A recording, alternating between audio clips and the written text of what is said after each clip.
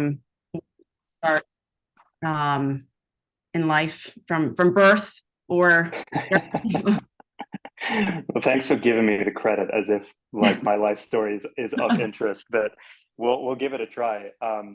At a minimum, I can start in kind of the journey leading up to Sinai. So my background as undergrad was a scientist, biochemistry.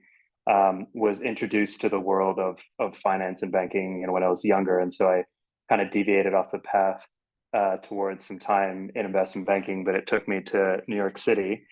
Did that for a couple of years, but certainly couldn't get away from the sciences where the mind was still pulling me. And so I decided after the 2 year stint at JP Morgan, I wanted to go for my PhD. And so just meeting a number of people within the New York City community, and I met a number of people at Mount Sinai. Um, One within their GGS PhD program. At the time they had a number of people come over from PacBio. They're really building up on the data science and genomics capabilities. And then additionally, there were a lot of discussions around more of an entrepreneurial program that was spinning up as well. So it sounded like a great fit for me, and thinking differently for my PhD. So I joined the PhD program in 2014. I did my PhD in Harm von Bachel's lab. So he's in, I'm not sure if it's still called this, but the genetics and genomics program. And his focus was on infectious disease genomics, some genome assembly work as well. And so that's where my time took me.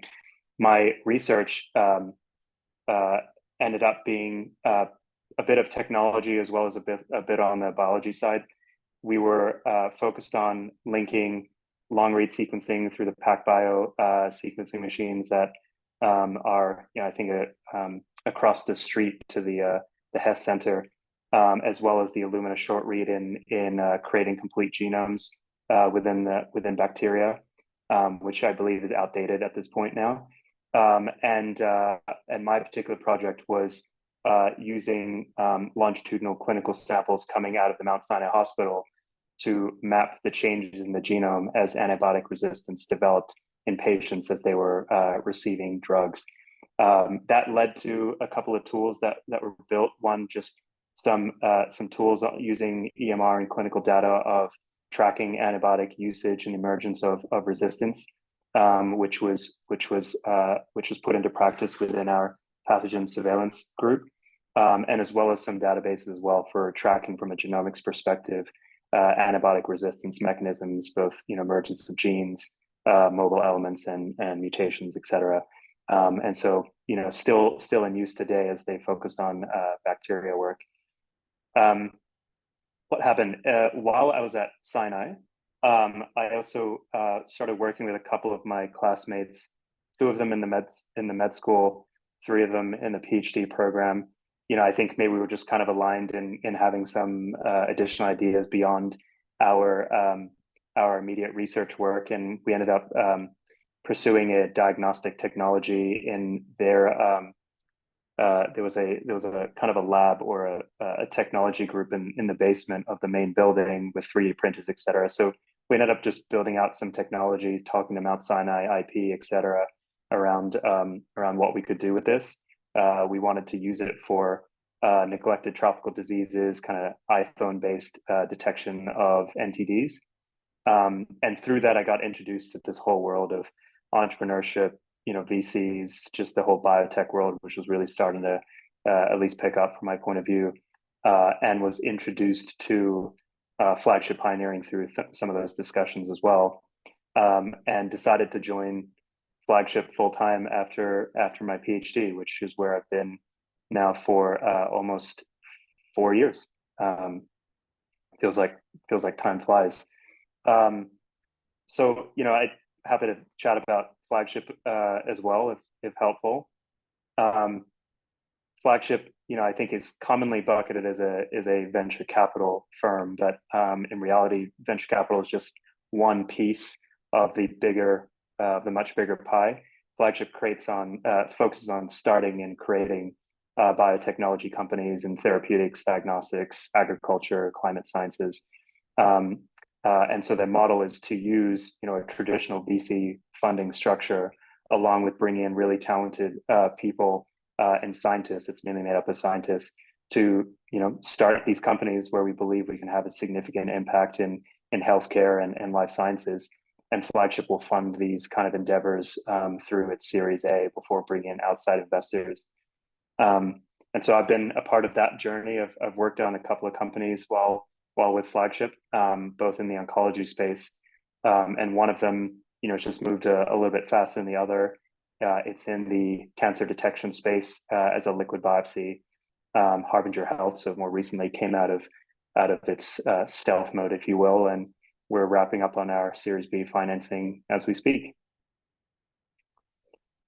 Great. I think Yang is actually in the same lab, just joined the same lab that you are in, right, Yang? Or no? Yeah. I just joined Harm's lab this year. Yeah, I'm a first. Oh, great. Oh, good to hear. I'll send him an email as well, because we're trying to get one more paper out and wondering where that is.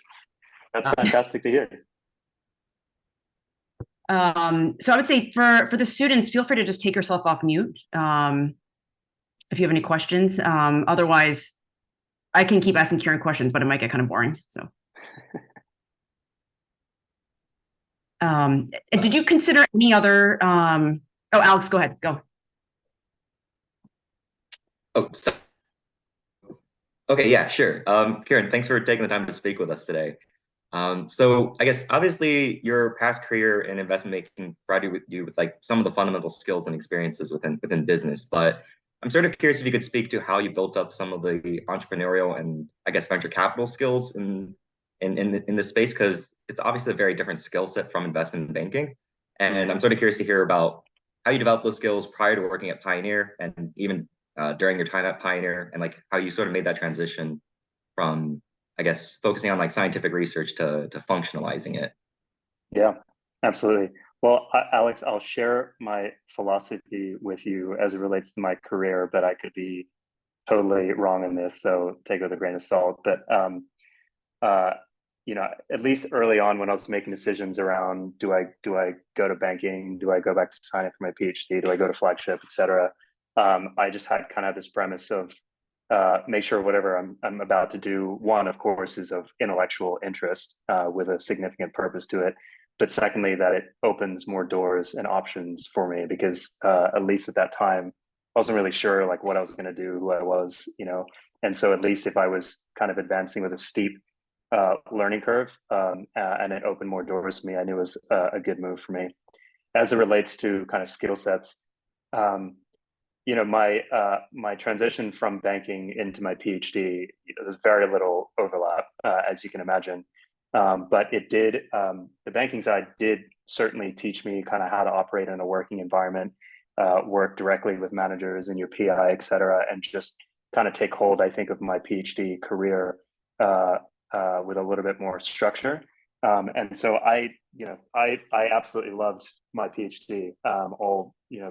The whole time I was there. One, Harm is a fantastic mentor, and secondly, that you have the opportunity to ask almost any question of interest, of intellectual interest, and be given the freedom to go answer it.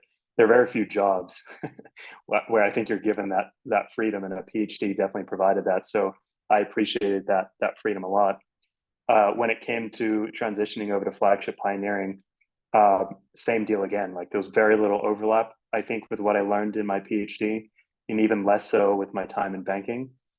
It was kind of trial by fire when you stepped in, but it's probably the case, like with most jobs, like it is with PhD. It's more about being comfortable and flexible with a new environment, being comfortable with ambiguity, and what keeps you kind of driving forward is just a sense of purpose, right? An intellectual curiosity that keeps you going each day, and you learn something totally new.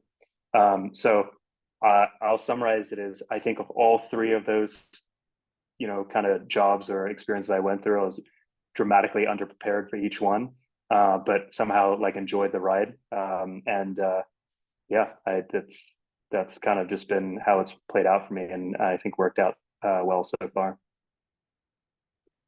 Yeah, thanks for the insight. I sort of feel similarly about my trajectory so far, so it's glad to hear that someone else subscribes to that philosophy. Yeah, well, I do remember when I started my PhD as well. I mean, you're around like really talented people, career scientists as well. Some of them moved really quick, as and just had a bunch of publications.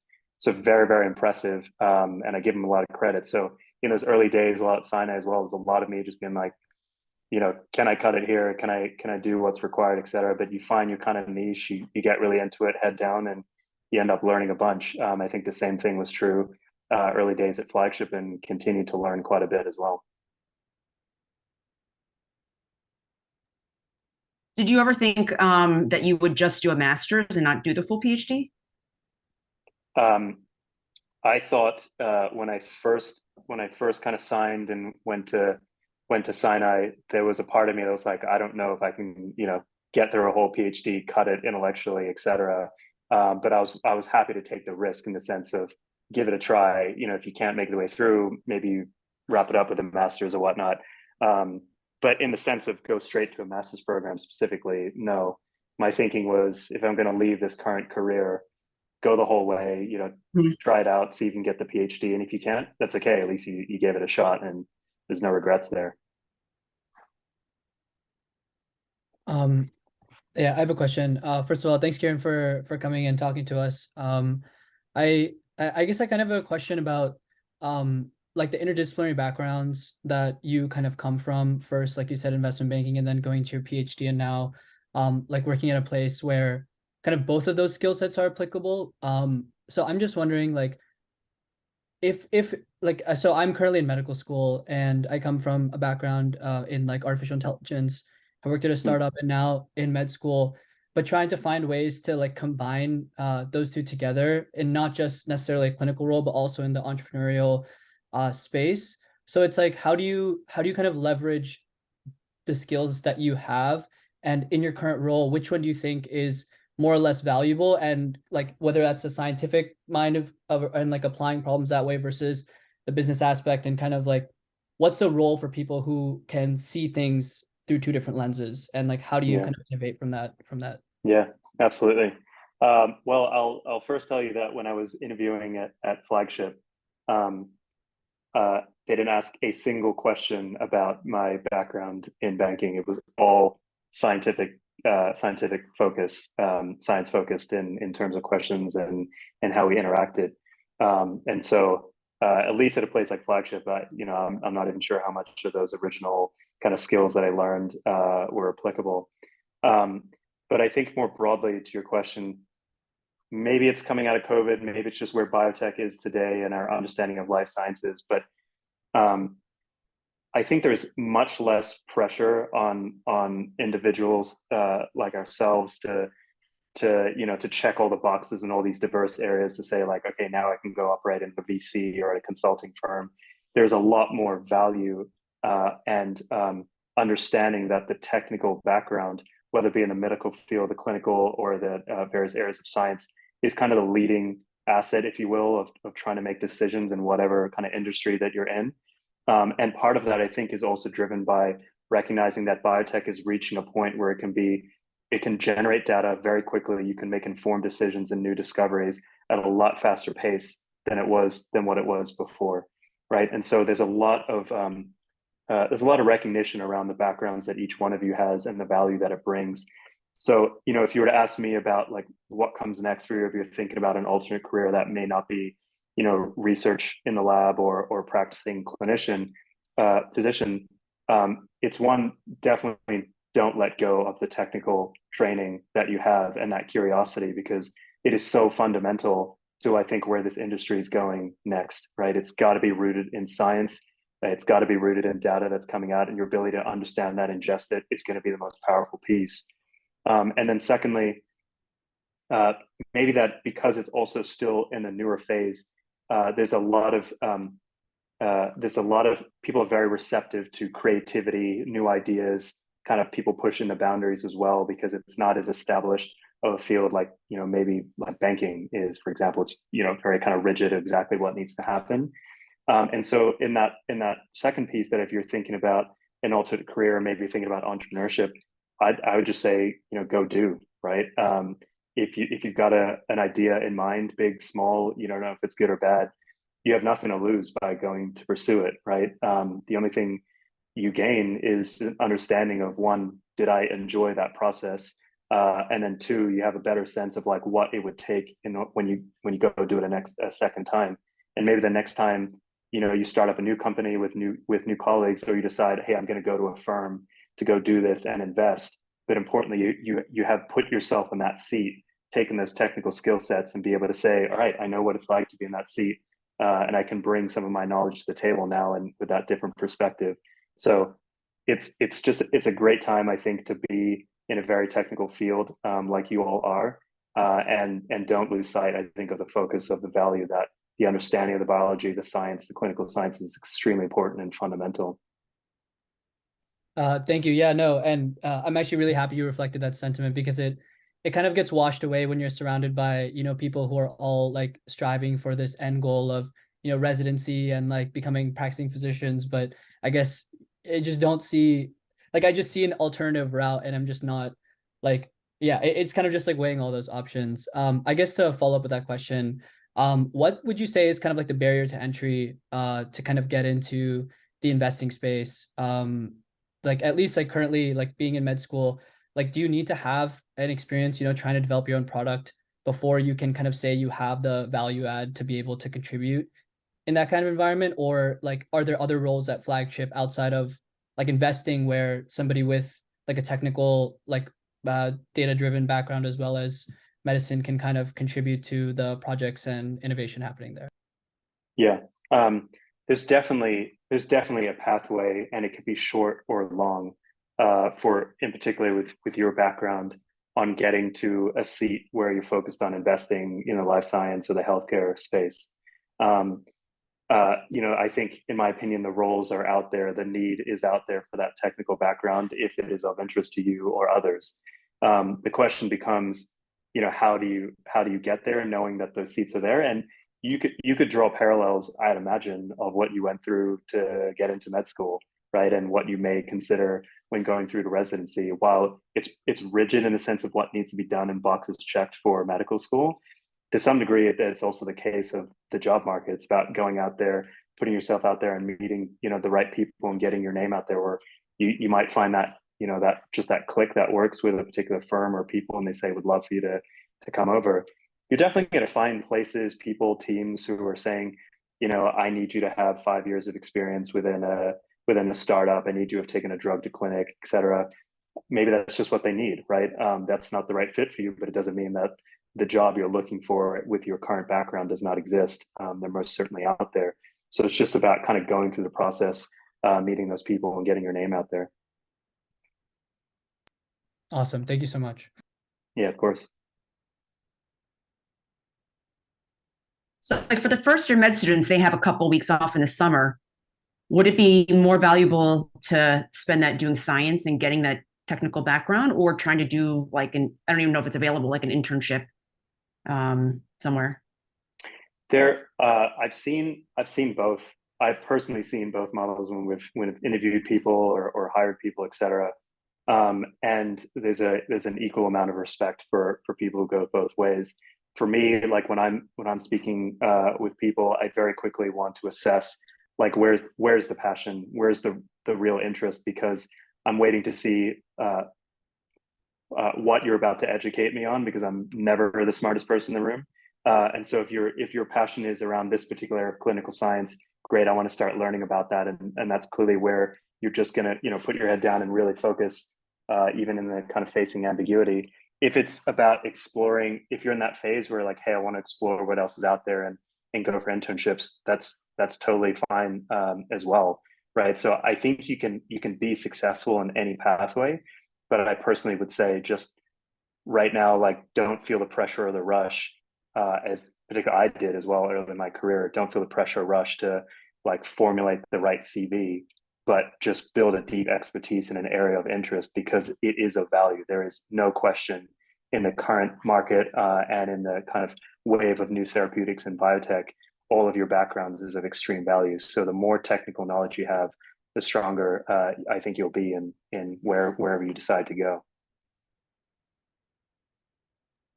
So I have a follow-up questions kind of. I'm not sure if like medical students have several weeks off in summer. I know that I think PhD student doesn't really have that, right? So did you ever do an internship during your PhD? And if you do so, how did you negotiate with your with your PI, with harm? Yeah.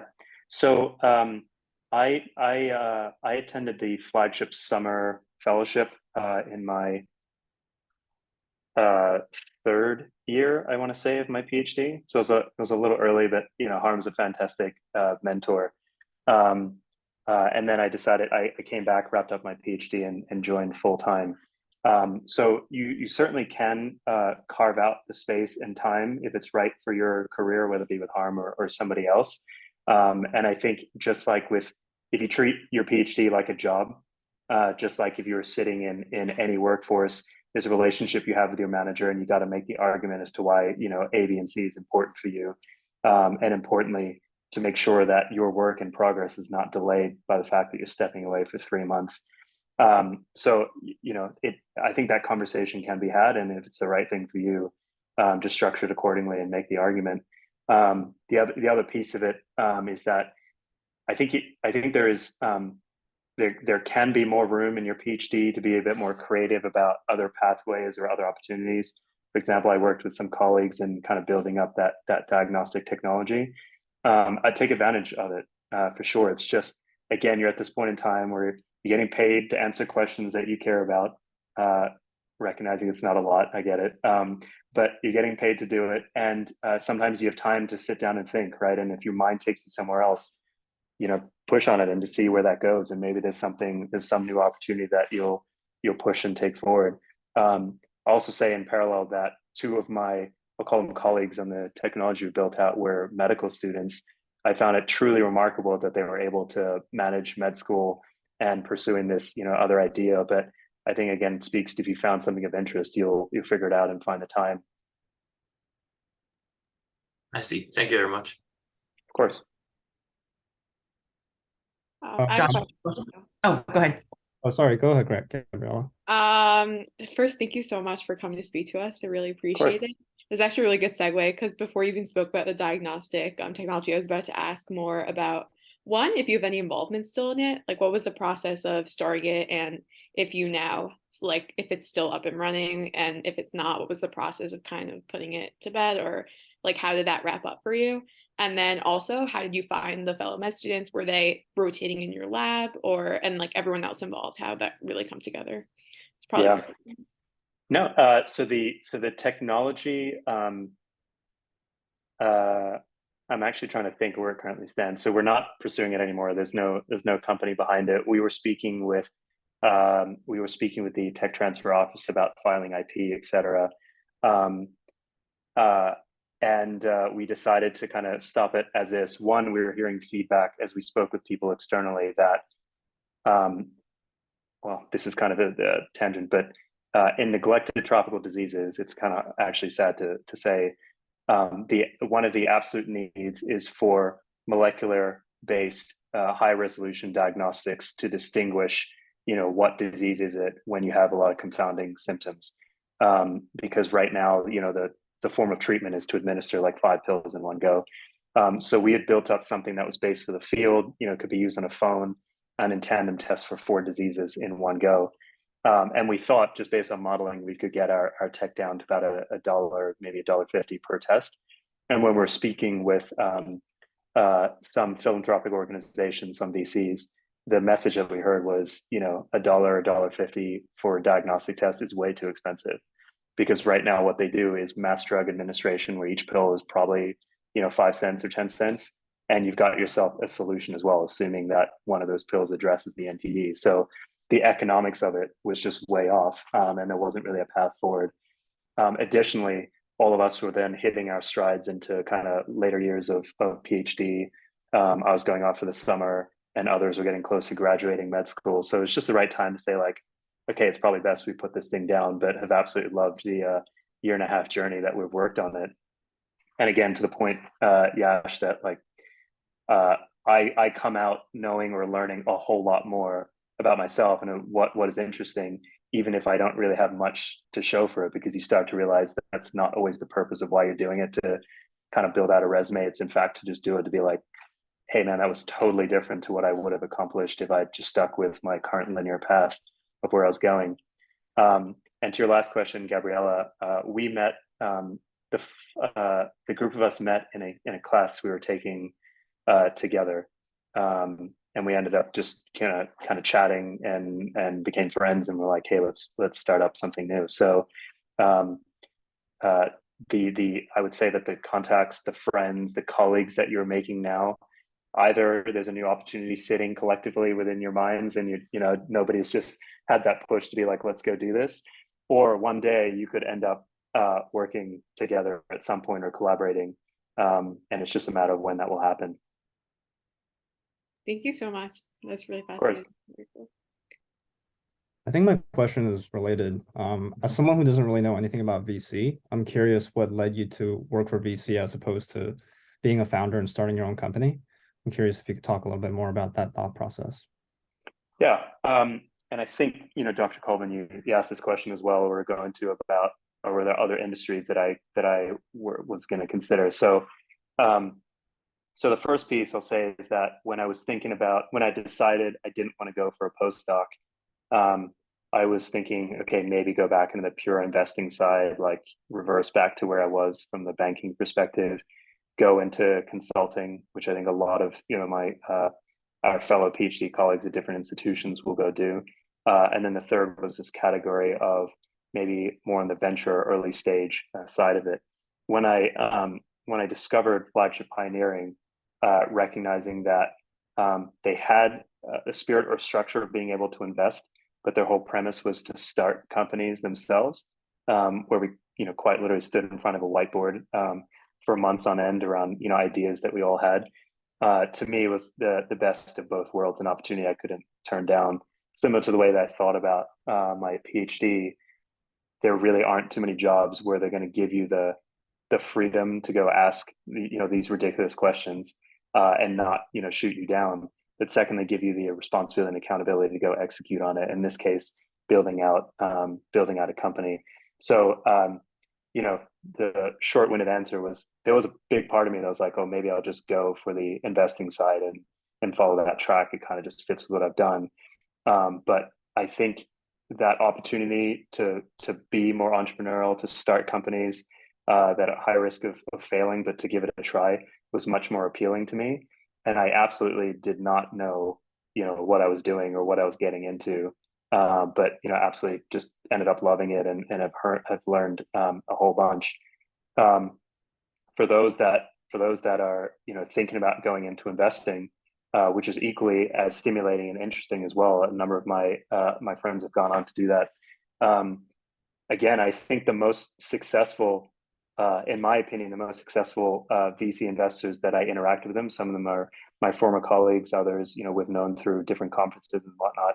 They're just the most creative scientists that I've just ever met. You like cannot stop them from thinking about new ideas.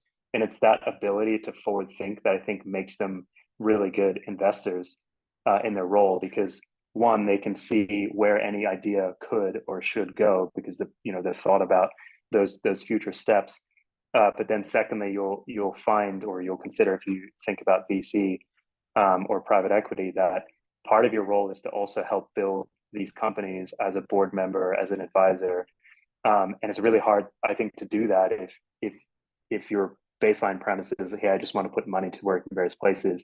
The really successful ones, I think, are scientists and entrepreneurs at heart that are saying, like, man, I think if you have these 5 people on your team, or you know this person, or you have this as an advisor, that can help you accomplish A, B, and C, and let me help you build this out as a partner. Could I ask a follow-up? Of course.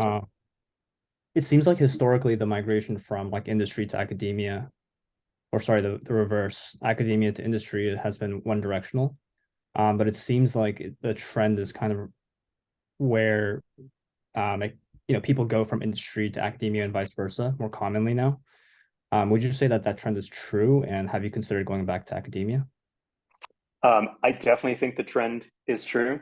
Then again, I'm in my own version of a bubble. I currently work in Cambridge, Massachusetts, where everybody you interact with has been involved with academia in some way, shape, or form.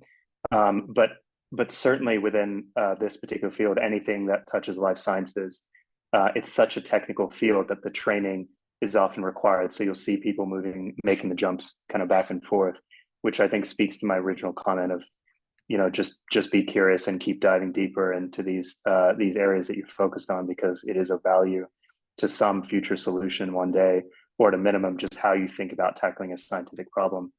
And then for me, absolutely have thought about going back to academia. And I think I will if I kind of accomplish a few pieces of interest. But one dream I have is to retire by going back and running a lab. I don't know if I can self-fund it or not, or try to find funding, but I just really have great fond memories of my time as a PhD student, and I could see myself doing that at kind of the end of my career.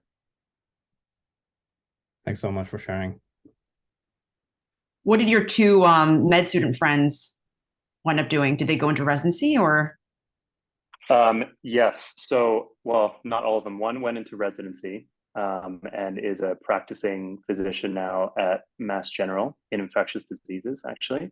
One of them moved to Italy and is now a statistician with their equivalent of the Federal Reserve, but for the Italian government. So that was He was a medical student? She was a medical He was student, a medical yeah. student? Wow. She okay. was, yeah. I mean, it's just amazing. Talk about a risk taker, right? Just kind of finished up, was like, I think I'm going to go to Italy. She was part Italian, wanted to reconnect with roots, and is now a biostatistician with, the equivalent of the Fed. Wow. And then one of my fellow PhD students went on to med school and is now in med school, and I think going into a residency next year. Interesting paths. Mm-hmm. Yeah, absolutely. Jasmine, did you want to ask anything? Thanks. Yeah, but number one, I really appreciate you sharing with us your successful career pathway, and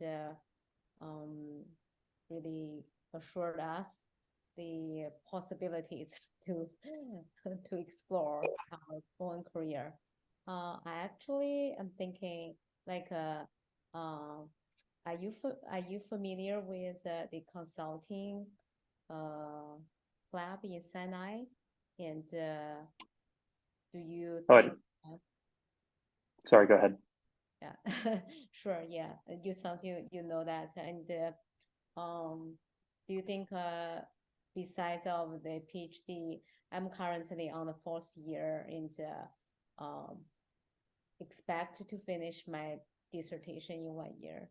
So do you think maybe in the last year, what might be the connections, resources in Sinai you have been through, and you would recommend that we can, go to seek for opportunities? Thank you. Gotcha. Yeah. Well, firstly, congratulations. Sounds like the end of the tunnel is in sight and there's light there. So I know what that feeling's like. So in terms of if you're thinking about a career outside of academia and the postdoc is not the right move, absolutely tap into resources that exist within Sinai as well. At least when I was there, they had kind of student-run organizations that were run, particularly well, in my opinion, of just getting exposure to what else is out there and meeting people and just asking questions to get a feel if it'd be of interest. So if those do exist, whether it be clubs, organizations, again, what do you have to lose by getting involved and just to learn more? And then secondly, if you have about a year left, I think it's perfect timing to just start outreach as well yourself into kind of the broader community, go to events, start meeting people, and what you'll hear about networking, which sounds like some official thing, but really it's just about meeting people, getting to know them, and getting your name out there. And I think starting a year before graduating is a perfect time. And what you're hoping, what I'd recommend aiming to do over the course of the year beyond meeting people is to get clarity in your own words as to what you want to do as best as you can describe, because you obviously haven't done that yet, but what do you want to do? And then secondly, what are the types of places that would interest you or that you would want to work in. And the reason is because as you go speaking with people, you'll start to realize that a lot of people we meet during networking just want to help. They want to help people kind of find their right place, their first job or their next job. And the biggest hurdle that if you're on the receiving end of those discussions is trying to figure out, like, who can I introduce you to, or where would be the right place that you can go. But if you have the clarity to say, like, this is what I want to do, these are the types of places I think I want to work, do you know anybody that I could speak with or you could refer me to, they can move a lot faster, and you're making the ability for them to help you a lot easier. And so I think if you can hit on those couple of pieces over this year, you know, it'll make it a pretty productive experience in my mind, and hopefully open doors where you'll have the ability to choose on a couple of opportunities by the end of the year. Thank you. Sounds makes sense. Can I ask one more question? Of course. Follow up. I really admire your PhD. Your guys' program are very, very focused on the molecular level and the very basic science. And my PhD focuses on clinical trial. So I'm currently also participating in the trial protocol development and the execution. So my general interest in the clinical trial management at this moment. But if that's like a transition to the industry or transition to the your field, what do you think might be my selling point? You know, in the company that I helped start, and I'm currently helped run as well, we just launched our first clinical study of 10,000 subjects. So we're about 4 months in. And within like 3 weeks, I decided I don't ever want to be associated with a clinical study again. Running those things takes a whole different level of skills that I didn't understand before, but appreciate now. So we built a whole team around it. They are phenomenal, and they're driving this very big study, hopefully to completion by the end of the year. So I think the skill sets that you're developing now are exceptionally valuable, Jasmine. While there are a lot of biotech companies, early stage biotech companies, pursuing really foundational biology, which is important to getting towards a lead target, a new modality, whatever it could be, the rubber hits the road, you know, whatever the saying is, truly in terms of having an impact, when you can get an asset through a clinical study and into the clinic. And it all converges there. That's where a lot of drugs fail and we lose a lot of assets. Not just because the science doesn't work, but because your ability to execute on the right clinical study is not an easy thing. Well, you know, some people like myself assumed it was in the past. So if that is, you know, of interest to you and you're developing a lot of expertise there, there are most certainly a lot of biotech, small and large companies out there that would be looking for your skill set as well. And that could be a very immediate opportunity to jump over to industry, to start seeing a clinical study in a biotech company. And then if you're, of course, looking to expand out the skill set, every single biotech company is looking for people who can wear multiple hats because there's just too much to do. And so you have ample opportunity to try out kind of other roles at the same time.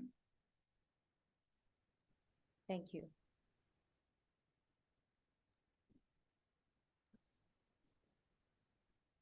Yasha, do you have a question? Yeah, I was gonna ask kind of a follow-up just from this general conversation.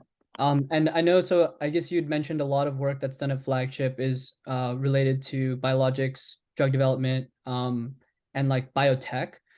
So I'm wondering if like digital health is a different space when it comes to investing and evaluating, like compared to biotech. Is that something that one Flagship focuses on? And if not, who are the right people to talk to kind of like understand more about like investing and like the products and technologies that are kind of in the space related to more digital health, artificial intelligence, and stuff like that? Yeah. So, you know, historically to date, we haven't had much of a focus in digital health, and that's not because of a lack of interest. I think it could be a lack of expertise, et cetera. So we certainly don't close our doors by any means to particular fields. One thing that I've been hearing come up a lot in discussions is around digital therapeutics. A lot of activity in the FDA space as well. So the reason why I raised that first and foremost is because there does seem to be some form of a convergence, if you will, from the molecular biology side along with the kind of digital health side and shaping behaviors, looking at the physiological changes around your interaction with some of these technologies. Unfortunately, I think the richest data we have is our interaction with social media, but if that was the starting point, then so be it. So to start with, I think if that's your area of interest, you'll probably find a lot of reception to people wanting to just talk more about digital therapeutics and particularly the kind of front-facing digital health component of it. But in terms of who else to speak with more immediately, there are certainly a lot of venture capital firms that historically have focused in consumer technology, right? Just names that come to mind, although I'm not speaking specifically about their investment thesis. You've got firms like Andreessen Horowitz, General Catalyst, a lot of the West Coast-based venture capital firms that really made their names in big tech investing over the past 20, 30 years, that are now bringing on healthcare and life sciences as part of one of their verticals. And they seem to have like a really strong understanding on digital health. As you can imagine, it's the first kind of touch point where the two things come together. So I would definitely recommend kind of just poking around to see what companies they're working with, find out more what their tech is doing, reach out to those companies to start with too, just to learn more. And from there, you can also get a handle of how the investment community is thinking about it as well, and ultimately what is the final product that they're looking to achieve, whether it be 5 to 10 years from now. Thank you. That's super helpful. Yeah. I had another question, if that's okay. Please. You mentioned earlier that something that you look for when figuring out who to invest in is passion for the subject. Do you have any other things that you specifically look for when, let's say, a company is pitching to you? Most of my interactions at this point is around individuals and either hiring at the flagship level or in the companies we're building out. But the same things I look for apply, whether it be at the company or people level. Certainly the passion, and that passion is important because in any one of these companies, even outside of biotech, you're going to go through a lot of ups and downs. And you think, well, like I thought I knew and was ready for those ups and downs, but when they come about, you realize like, oh man, like this is a lot more extreme than I thought it would be, mentally, physically, your interaction with people. And so it is that kind of conviction or commitment to a particular area or science, a curiosity, a passion that I think keeps people going and ultimately getting to a solution even in tough times. So I definitely look for that. Secondly, is baked into that is being comfortable with ambiguity. Because when you go into the working world, actually, it's probably the case with academia as well, but nothing is as structured as it is when you're in school, right? And so when you go into a biotech company, you think they have it figured out, but they really don't. And so they're looking for people to come in and be like, I trust you. I recognize you haven't done this before, but help me solve A, B, and C. And you being comfortable with that level of ambiguity and just push through to solve problems is extremely valuable. And so I definitely look for that when I'm hiring people onto the team as well, because I'm convinced that when given maybe 6 to 12 months, you can pretty much figure out any job on the technical side that you need to know within some degree of understanding, right? But if you were a scientist by training and I got to put you in a very different area of field you've been in, I think you're going to figure out the core fundamental pieces that are going to make you really effective. But it's about your passion and comfortable with ambiguity that is going to drive you into getting that point. And so that's what I look for. As it relates to companies, maybe I'll speak from the perspective of, we recently went out and we're still technically in the process of raising money, our Series B for the company that I'm working with. And maybe we've had 40 conversations of some sort with, other firms, investors, et cetera, over the past 4 or 5 months. And, one comment that they consistently made was a comment about the team. Thankfully, it was positive. But you start to realize that when you're going out to pitch the company, you don't have all the answers, right? It's impossible to have the answers. You don't have the money, you don't have the time, you have the people to get there. And so ultimately, what you're trying to present to investors is, one, I have some fundamental data to tell you that this is possible, right? I have a plan to tell you where I think this should go, and either you recognize that plan and you've already thought about it, or you haven't. And the third is I'm trying to convince you that we're going to get there. And the way that they're gauging as to whether or not they think you can get there is about the people, right? And so I don't think, and this was certainly an interpretation that I got from speaking with them, I don't think they're reading through our resumes and CVs to be like, well, what have they done in order to get there? They are assessing the dynamics, even when we're pitching or having discussions, having follow-up discussions with them and deep dives. They're assessing the dynamics amongst all of us to see, what is the culture within this team? How driven are they? How passionate are they? Because in the same way, when I'm trying to hire people, I think they also recognize that this company is going to go through ups and downs, and they want to see the people that are steering the company, if they're, have the resiliency to kind of see it through and get to that final state. So I think that's me answering your question about assessing companies from my own personal experience, and comes back to my first point: just follow your passions and your interests, and it will come through. People will see it and they'll value that. Thank you. Yeah, that was even better than what I'd hoped for, because I also got information from the job side. Yeah, no worries. And I see, Jasmine, your question about Silicon Valley Bank. I'm happy to comment on that as well.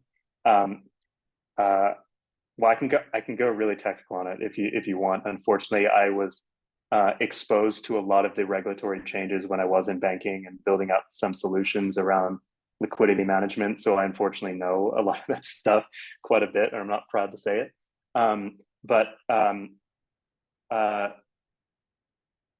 The unfortunate thing is that a lot of the startup community within biotech, and more broadly startup community, banked with Silicon Valley Bank. It was and is, I guess you could say, a great financial partner that created a whole industry that didn't exist before, right? So most startups would have to go to much larger banks, create your banking account, try to get loans, et cetera. And that's just not how larger institutions are really set up to operate. And so you had banks like Silicon Valley and more regional banks spin up to say, we're here to foster the entrepreneurial community, the entrepreneur community, which I think is great. And it has really fostered a lot of growth. So you have and continue to have a lot of startups. I think they said 40 to 50% of startups in the United States had an account with SVB, and venture capital firms as well. So I think it speaks to their focus on relationships. They were, to the best of my knowledge, weren't doing anything too sophisticated in terms of complex financial engineering. It's really was a pretty simple savings and loans with the ability to lend out to companies, but also invest their money in the background to make some margin. That was their core business. And in my opinion, it was a couple of pieces that came together. One, interest rates that were increasing very quickly. Two, a number of companies that are asking for their money back because it's been a really tough funding environment. And then three, changes in the liquidity ratio that, with the laws, and, we don't need to get into that conversation, but all of that coming together at the same time created this event and maybe poor communication around, oh man, we need to sell off a lot of our investments to return the money back. And there just weren't there, there was too many losses on those investments. So an unfortunate situation, and it could have been pretty detrimental to the startup community and biotech community if the federal government didn't step in to cover deposits. So it was certainly a stressful week and a half. There's no doubt about it. It seems like most people are coming out on the other side pretty much okay, and everybody's an expert in cash management and liquidity now, which words I never thought I'd hear in the entrepreneurial space, but it's important. And another risk that now I think we all need to consider when starting companies and growing them, that cash is extremely important, and also how you manage and protect that cash is equally as important as well.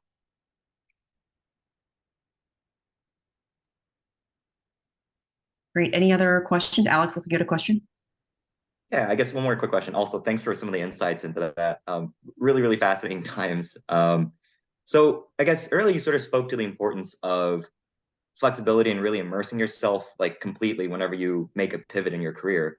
And you sort of talked about trial by fire. So I'm sort of curious, is there anything you wish you had done prior to your VC career in terms of preparation or finding experiences to develop some skills ahead of time? Or is it really something that you can only learn by doing? And if there were skills that you could theoretically acquire before going in, what would you have prioritized and how would you have gone about acquiring those skills?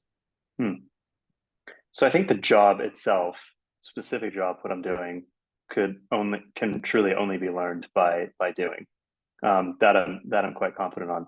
Let me phrase it this way, Alex. What's your research in? You said you're in your PhD. I'm a first-year medical student, but Okay. took 2 years off before, worked in consulting a bit, and recently joined a machine learning lab to build up some of those technical skills. Got it. Okay. So let's just say, for example, during your MD training, or you ended up doing research that you landed in a field of like machine learning for RNA therapeutic design, like designing new mRNA kind of molecules for therapeutics. You'd have to fight really hard to find somebody who can do that, right? So if you are in the VC space and you're chatting with your boss, they absolutely don't know how to apply machine learning tools for the discovery and design of kind of mRNA therapeutics that are safe, efficacious, but also stable in blood, and the whole list goes on. But you're saying like, I can do that. And so your deep expertise here is of value. And so being able to commit very deep in your technical area is something that I would have done more, because it's kind of infinite of how far you can go and how much it is going to be valuable. The flip side of where I could have focused on more is where I could have focused on more for my career is understanding how what you do, and whether it is about kind of generative AI work for mRNA therapeutics, how that fits into a broader context of the field is exceptionally hard, right? Because that's the other side of the table that your boss or somebody else you're going to work with needs to understand. Like, how does that technology fit in with what Moderna is doing, or Tessera is doing, or Orna is doing, for example, right? And why should this be valuable? And so not only do you have to go really deep, which you're doing through your current training as an MD or PhD, right? But the flip side of what you can focus on through curiosity is to get a better understanding and a landscape, if you will, of the broader field. And maybe that's a particular area of focus, or it's much bigger in the context of biotech therapeutics or diagnostics. Understanding how things fit in is a really important skill, and it's extremely valued. Like very, very valuable, because you can make an argument quickly as to why something is valuable and worth pursuing, because you can say, here are all the other pieces that exist, but I'm telling you this one stands out for these reasons. I wish I had focused on that more leading up to my current career, because sometimes it's a limitation for me, where I'm looking into a technology, I think it's great, I'd love to pursue this, and then you sit there and you say, okay, I don't know what the bigger context is. I actually don't know if this is worthwhile. It's been done before, if it's going to work or not. And the only way is ingesting a whole lot of information that's very broad, that some people are great at, and they have that already, and so they can be a lot more flexible in decision making. So that's one area I wish I'd focused on in the skill set, and it will allow you to have really effective conversations as well with people in industry, because that's what they focus on, going broad, right? If you talk to a hedge fund analyst, you talk to a senior VC person, private equity, they see so many industries at once. So they've got a roadmap and playbook across the board. If you can meet them at that level, you've now had a really effective dialogue. Then you can go deep in your particular area to help them learn about why, whatever you're doing, you think is going to be really valuable. Yeah, thank you so much. It's really insightful, because for me, I always assumed that the limiting, differentiator for, scientists or people on the technical end pivoting over, I always thought that the barrier to entry would be more on the technical financial side, in terms of like modeling and being able to financially model future revenues and companies. So it's actually really interesting to hear that. Yeah, there might be some jobs that require you to do all of that, but there are a lot of them that don't, right? And to me, that's the equivalent of asking a machine learning scientist to also go pipette, right? Or somebody who's in an infectious disease lab to also go, I don't know, make up some other completely different thing. Like, yeah, they're all required in order to get to a successful company, but if it's, to me, a well-run place would say, here's your expertise, here's where you should focus, as, valuable place to be, and not kind of spread you too thin. So it comes down, like, if you want the whole breadth of stuff, there are places out there, but there's a whole bunch that are going to say, let's have you focus on the technical science, because that's of interest and where you can drive a lot of value. Sorry, one last question from mine, and then should be good. But so I guess I just kind of wanted to pick your brain and like how you evaluate kind of selling new technology or new ideas, because I think a lot of times that there's really, really good technology and products that exist, but the state of the market and kind of how different pay structures and everything is organized makes it really difficult to get that product actually like a good place to not only deploy that product, but like in the right hands. So whenever you are trying to, for example, like pitch a technology that looks at a new way of diagnosing a certain disease that kind of isn't, standard for how things are currently done, and you're trying to sell that like idea, but there isn't really a good place within the current like market structure for that to fit in. How do you, like continue on with that good idea? How do you find the right way to like sell that? Because it seems like a big thing where I'm kind of learning now and like getting involved in entrepreneurial projects is like the technology is never what's going to sell the product. It's like who you're selling to and like how good of a fit that is. So kind of what's your take on that, especially like with Flagship, working on like new technologies that kind of are and pioneering and like innovating in that space? Yeah. I'd be happy to have a longer discussion and debate about this too. The short answer is, I don't think anybody knows, right? I don't think anybody has the secret sauce or the recipe, if you will, to that answer. And it's unfortunate, right? Because I think there are a lot of ideas that get killed because of other forces beyond the fact that it is the right solution, right? Like look at the NTD technology that we built. It was unit economics that said this needs to stop. There are multiple models, I believe, or multiple hypotheses out there that people are testing on ways to limit that risk or coming across that hurdle. Flagship Pioneering has one where their focus is to say, I want to envision a future state, generally 10 years out, of a wild idea. But if that did exist, it would be extremely valuable, and work your way back. Because if you start solving for the unknown steps in between, each one of those are guaranteed to be new and value creating, right? And so if you think about a company in this perspective, creates a lot of options along the way, and to say, my milestone is that island that nobody has landed on.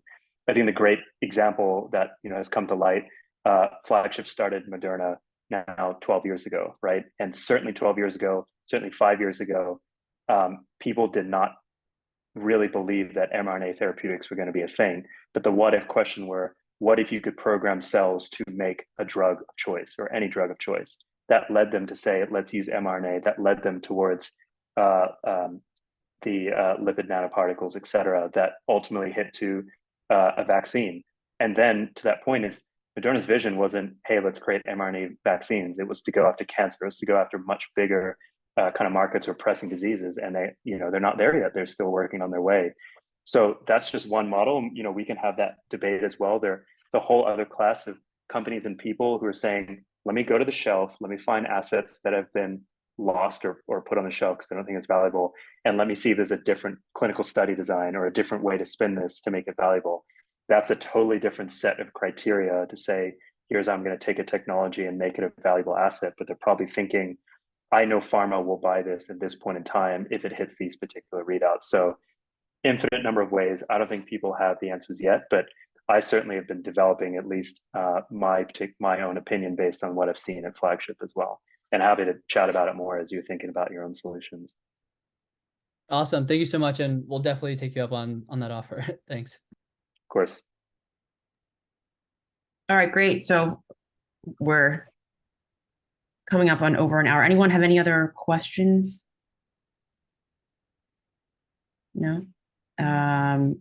All right. Well, Kieran, thank you so much for your time. Obviously, you can see, like I said, super popular topic. So yeah, I'm sure you're super busy as well. So yeah, thank you for taking the time out of your schedule. My pleasure, and thanks for having me, and happy to chat further if I can be helpful. Great. All right. Have a good night. You too. Take care. Thank you.